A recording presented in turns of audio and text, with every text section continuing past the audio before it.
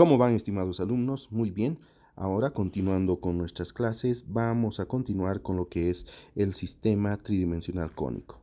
Recordando un poco, ayer veíamos el sistema isométrico donde no existe distorsión cuando representamos al objeto, es decir, manejamos las medidas tal como son. En cambio, por el efecto óptico en el sistema cónico va produciéndose una distorsión.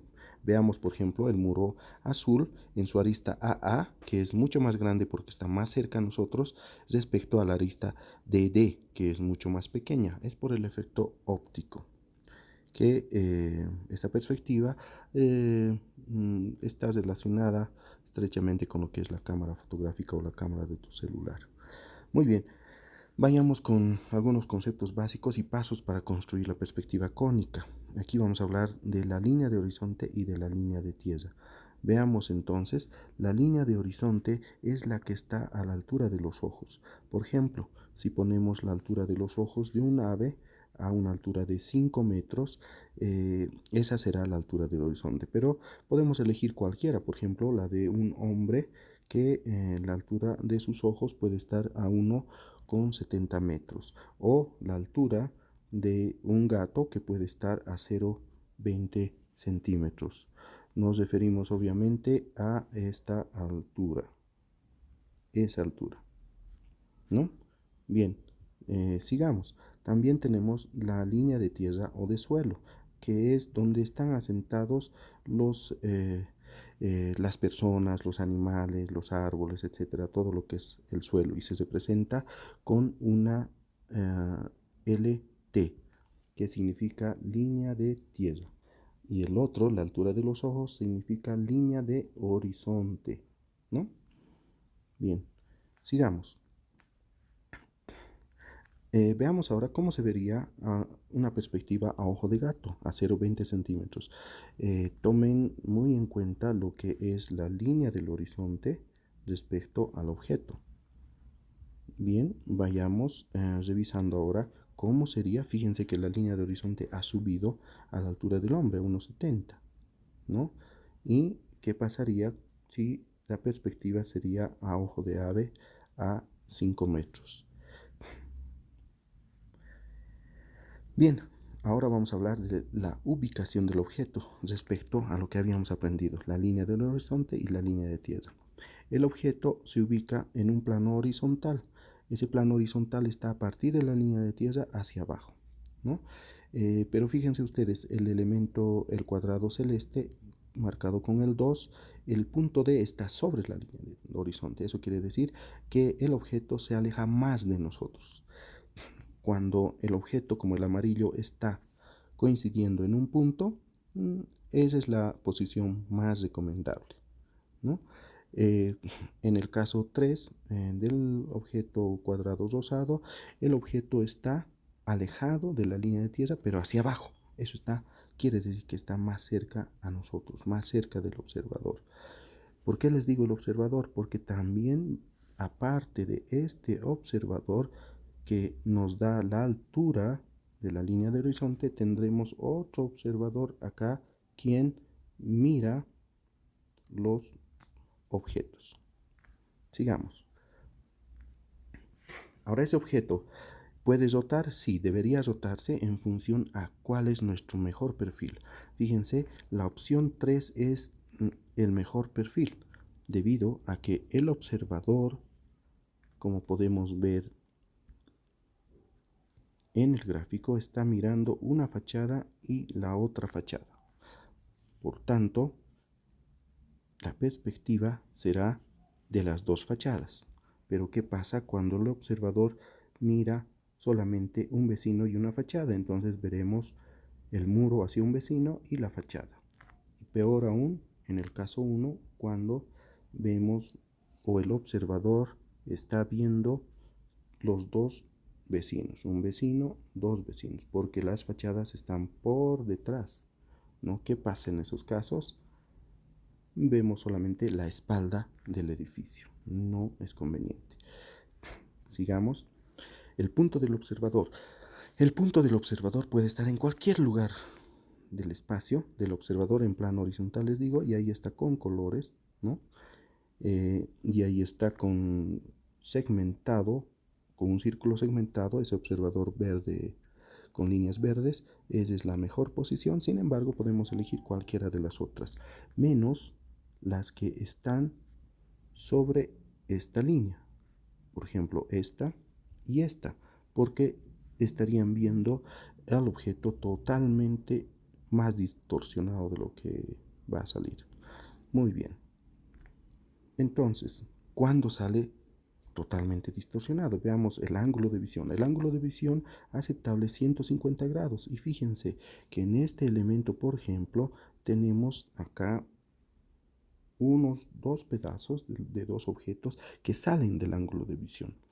Por tanto, eso está mal. ¿Qué va a provocar eso? Va a provocar de que tengamos objetos totalmente fuera de la perspectiva normal, esos dos, ¿no? Y en cambio, el objeto amarillo que está dentro del ángulo de visión, la perspectiva sale sin distorsiones exageradas. A tomar en cuenta el ángulo de visión. En este caso, por ejemplo, los objetos están ubicados en planta. Fíjense, están ubicados dentro del ángulo de visión del área celeste. Y su perspectiva sale en forma adecuada. Sigamos. El alejamiento del observador.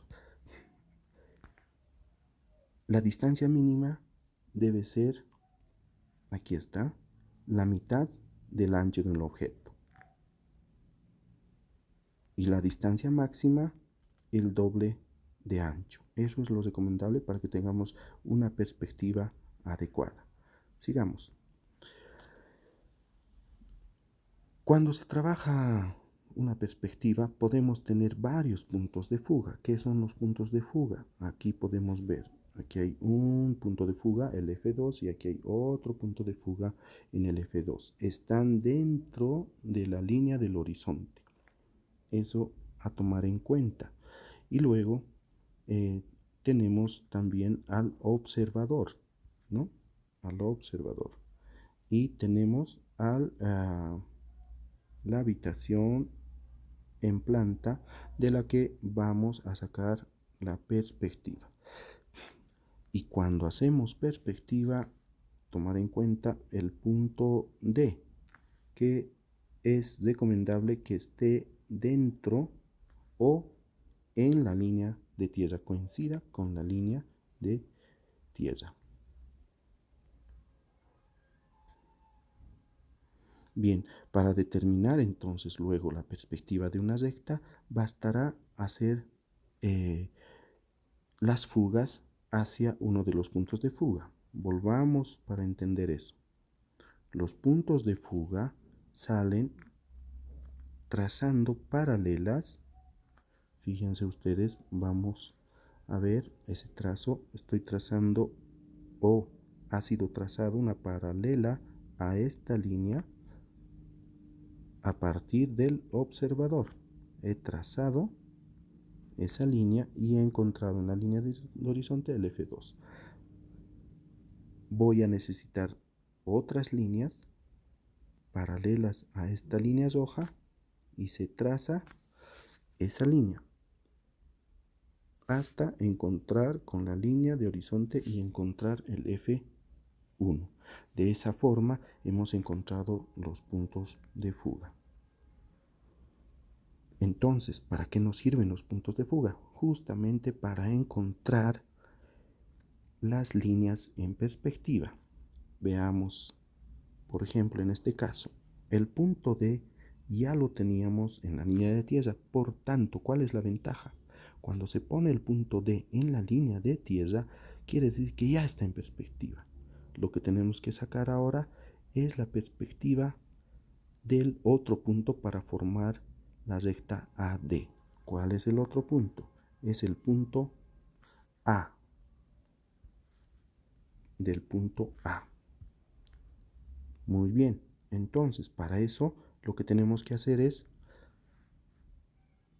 observamos desde el observador lanza una línea, atraviesa el A, ya, atraviesa el A, aquí está atravesando el A, hemos lanzado esa línea y no sabemos dónde va a terminar. ¿Con qué definimos? Fíjense ahora ustedes, definimos con la fuga que se hace del F2, pasando por el D, del F2, pasando por el D y intersectando a esa línea que estaba mirando. De esa forma hemos encontrado la perspectiva del AD. Bien, estimados, debido a que es un poco largo la explicación de este video, vamos a quedarnos allá aquí en esta parte y luego les hago el video de la segunda parte. Antes de olvidarme, fíjense ustedes, aquí al lado tenemos una perspectiva de ayuda y ya hemos trazado la perspectiva del AD, ¿no? Bien, quedamos acá y la siguiente continuamos con más videos y la segunda parte. Gracias.